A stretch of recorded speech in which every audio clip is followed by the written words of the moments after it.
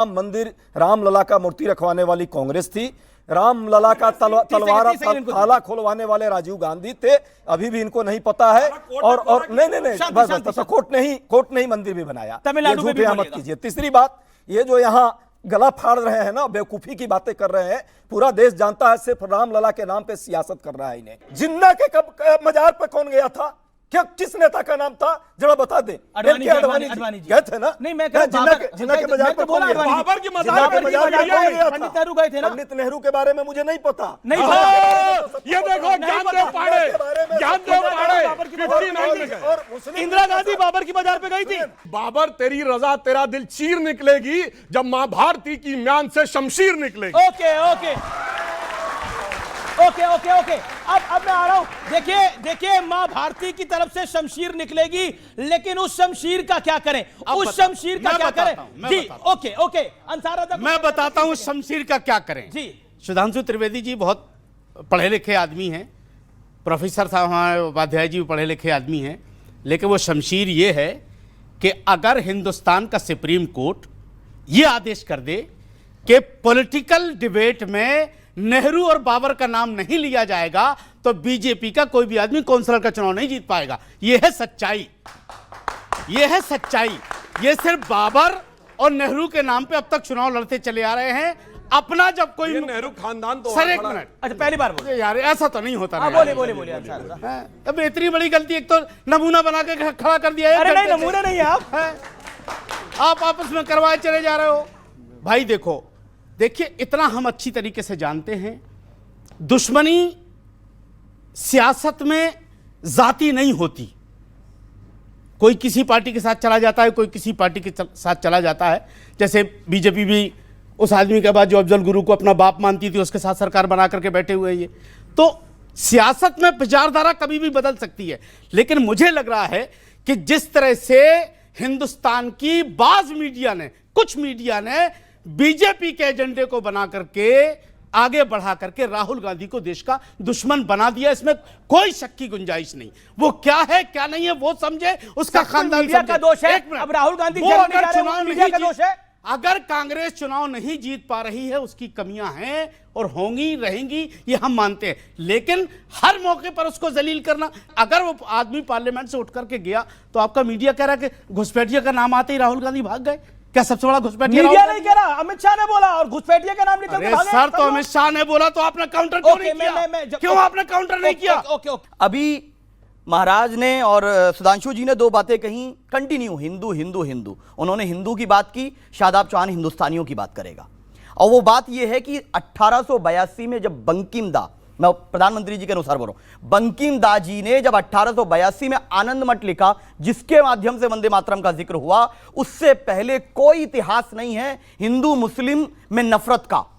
1893 में पहली बार मुंबई में इस प्रकार की घटना पेश आई थी। और मैं कहता हूं कि वंदे मातरम पर जो आज बहस कर रहे हैं, वो बता दें कि आजादी की लड़ाई में, सुधांशु जी बहुत पढ़े लिखे और काबिल व्यक्ति है भाजपा के सबसे, वो बता दें कि आजादी की लड़ाई में संघ के कितने लोगों ने वंदे मातरम गाते हुए अपने प्राणों की आहुति इस भारत के लिए दी है। अब मैं आ जाता हूं विपक्ष पर। हमारे विपक्ष के साथियों का क्या है, ना वो इधर के हैं ना उधर के, दोनों हाथ में लड्डू रखना चाहते हैं।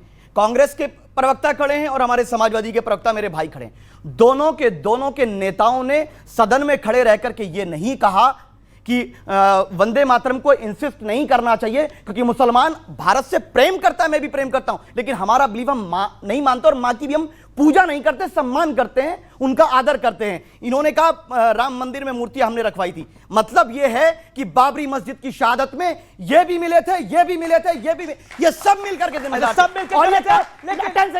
मैं तो बहुत देर बाद नंबर आया। ये लोग काम करते नहीं है, मेहनत करते नहीं। बीजेपी के अंदर हजार कमियां हैं, लेकिन जो भी उनकी विचारधारा, मैं उससे सहमत हूं, लेकिन अपनी विचारधारा के प्रति बड़ी ईमानदार है। भले ही वो नफरत की हो, लेकिन उसके लिए ईमानदार है। ये लोग क्या करते हैं, ये लोग बांटने की बात करते हैं, ये मेहनत नहीं करते। और जिम्मेदार कभी एसआईआर, कभी ईवीएम। मैं कहता हूं मिलकर चुनाव लड़ना चाहिए। क्या कहना चाहते हैं, बोलिए, खड़े होकर बोलिए।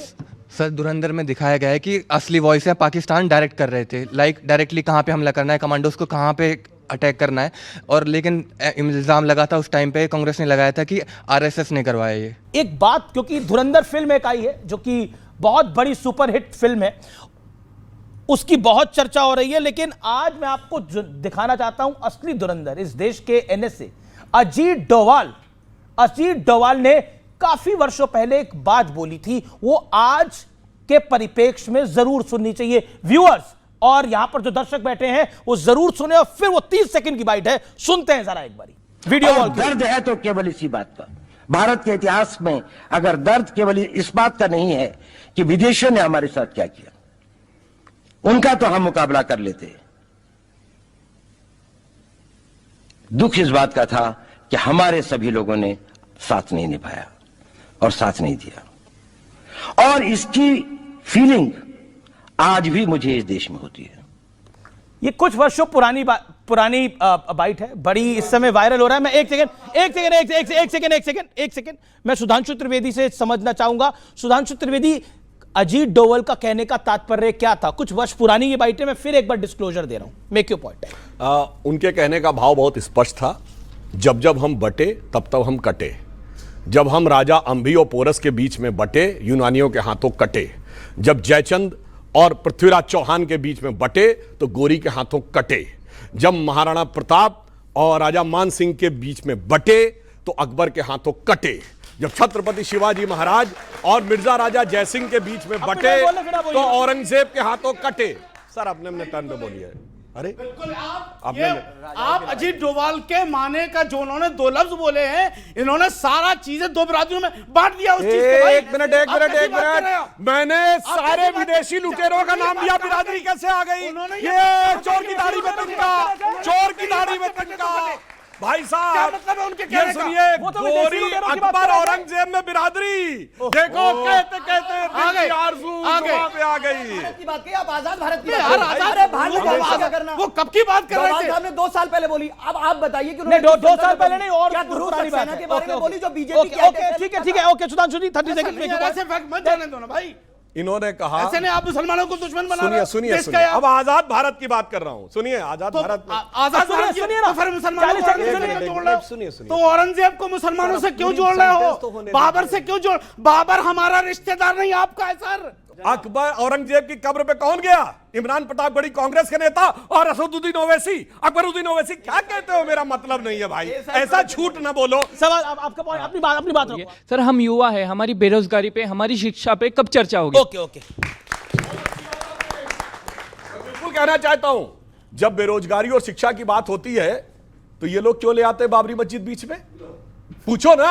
आज आप कहते हो सबसे खराब स्थिति मुसलमानों की है।